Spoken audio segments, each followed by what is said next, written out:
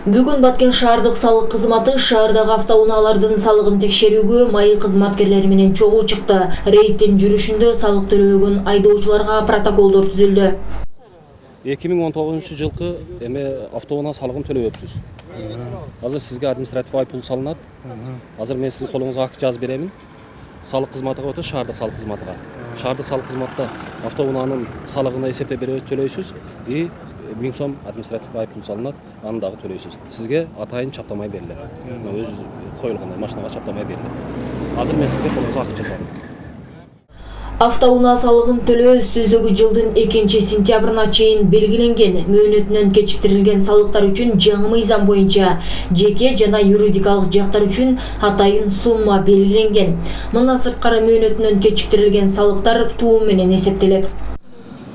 Бизде бүгүнкү күндө салык төлөөнүн мөөнөтү аяктагандыгына байланыштуу физикалык жактар үчүн айыппул 1000 сомдон айыппул төлөнөт, убагында төлөбөгөн автоунаа ээлерине. Ал эми юридикалык жактар үчүн 5000 сом айыппул төлөнөт. Жана ошондой эле салыктын суммасына жараша ар бир күнүнө 0,9% туум эсептелет. Өткөн жылдын 1-сентябрына чейин Баткен шаары боюнча казынага түшкөн автоунаа салыгынын суммасы 2,2 миллион сомду түзгөн болсо, быйылкы жылы бул көрсөткүч 400 миңге ашык топтолгон.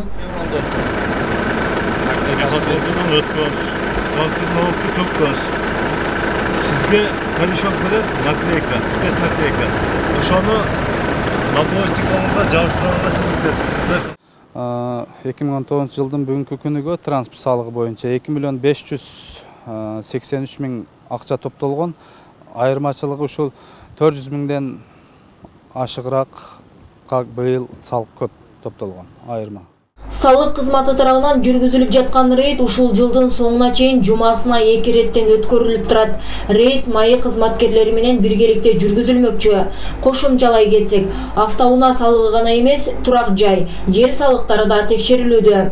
Ал эми салык төлөмдөрүн, айыппулдарды өз убагында төлөбөгөн жарандарга кошумча туум каралган. Ага да баш ийбеген жарандарга салык кызматы тарабынан бир жолу эскертүү берилип, иши сотко ашырылат. Айзат Айталиева, Эмил Жороев, Алтын бешик жаңылыктары.